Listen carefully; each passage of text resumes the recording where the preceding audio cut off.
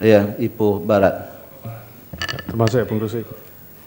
Pengerusi, saya ingin hujah 020 200 00204 dan lain-lain.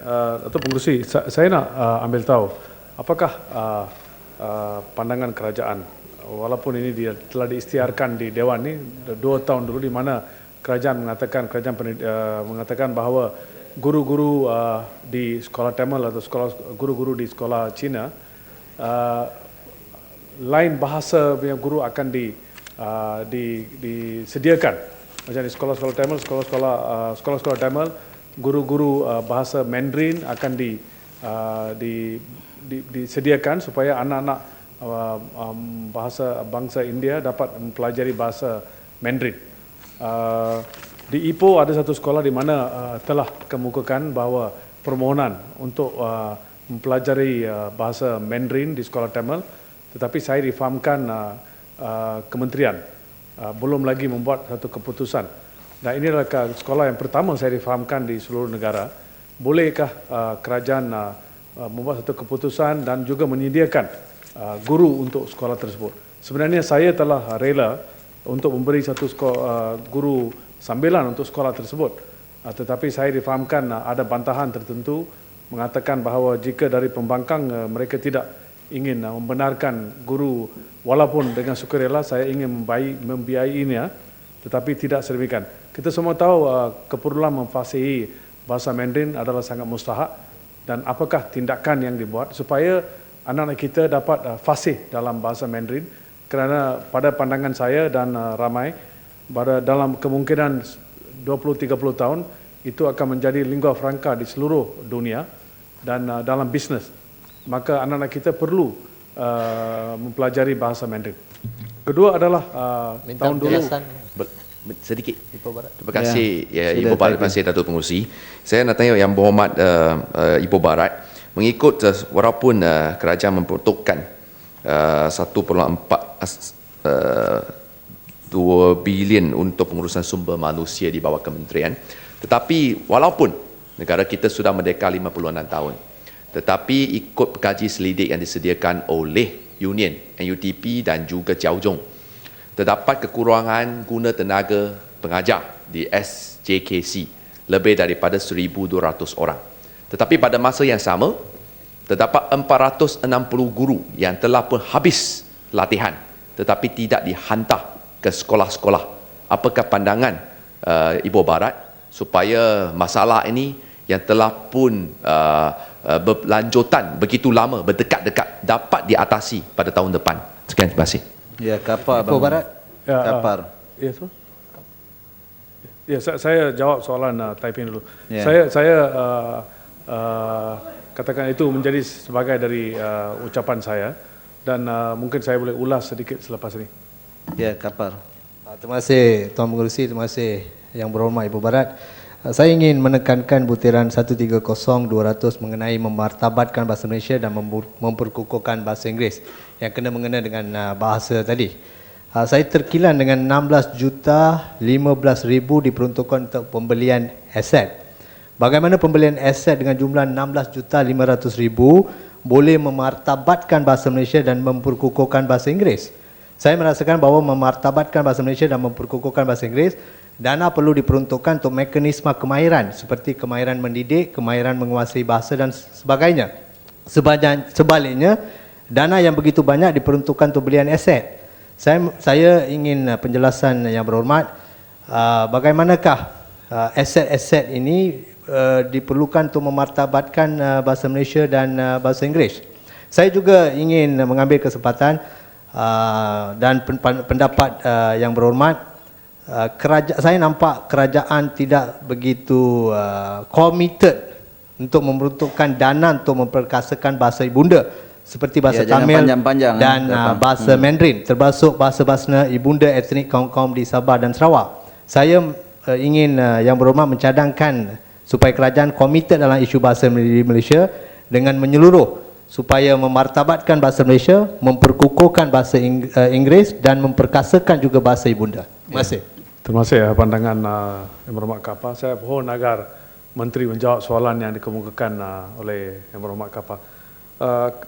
Perkara yang lagi satu adalah baru-baru ini di keputusan peperiksaan UPSR. Boleh saya dapat tahu berapakah murid yang telah menduduki peperiksaan ini di semua sekolah, di sekolah kebangsaan, sekolah Tamil dan sekolah Cina? Dan apakah kerajaan puas hati dengan keputusan yang anak-anak kita memperoleh ini? Dan lebih-lebih dalam bahasa Inggeris saya difahamkan standardnya telah turun pada tahun ini. Dan di sekolah-sekolah kebangsaan, boleh Yang Berhormat Menteri memberitahu berapakah murid-murid mengikut bangsa dan mengikut di mana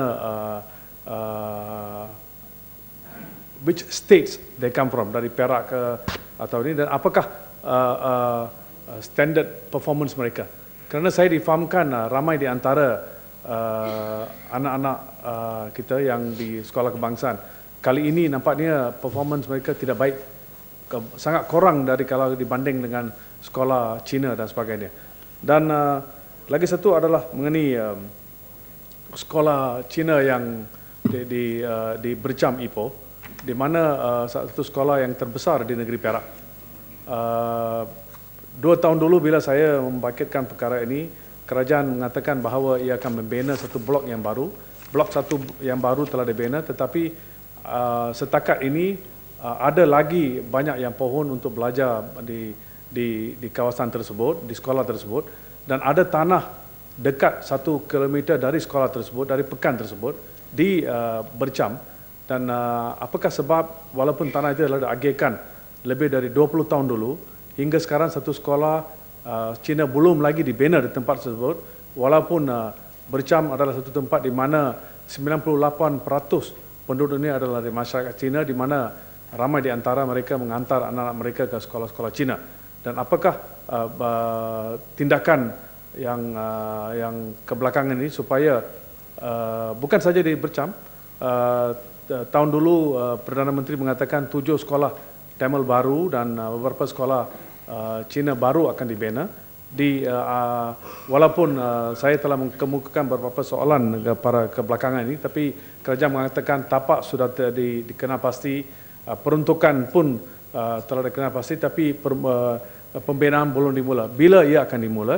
Dan apakah lesen-lesen untuk sekolah-sekolah di mana di luar bandar, khususnya sekolah-sekolah di mana ada murid kurang dari 20 murid, kerana ramai di antara masyarakat yang tinggal di estate dan kampung-kampung telah berhijrah ke pekan, maka sekolah-sekolah itu tidak sesuai berada di tempat-tempat tersebut, di kampung dan estate-estate. Maka ia patut dibenarkan dialih ke pekan-pekan, tetapi tidak ada keseriusan oleh kerajaan untuk mengatasi masalah ini dan memberi peluang kepada sekolah-sekolah Tamil, terutama di sekolah-sekolah Tamil dan sekolah-sekolah Cina untuk dibuka di pekan-pekan, di mana ramai di antara murid-murid adalah ingin mempelajari mother tongue mereka. Ya, Ipoh Barat boleh gulung. Ya, lagi satu adalah mengenai matriculation, Datuk Yang Dipertua.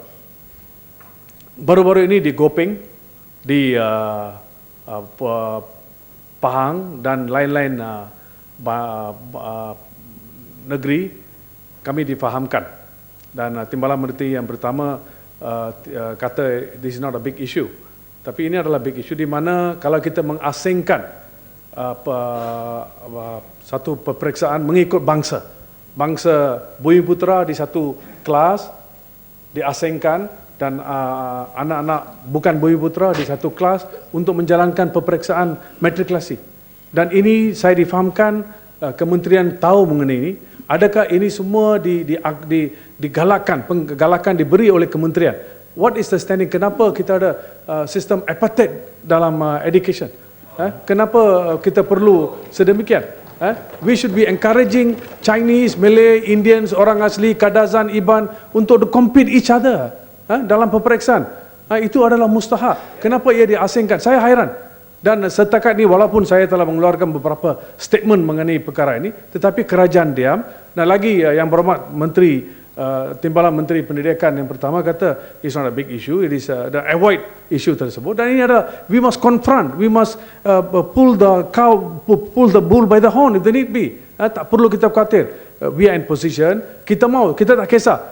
Tak kisah dia Cina, Melayu, India, Kadazan, apa bangsa pun. Asalkan dia perlu mendapat satu tempat untuk peperiksaan yang sama. Jangan asingkan mengikut bangsa, mengikut agama, mengikut kulit, color kulit mereka. Ini adalah salah.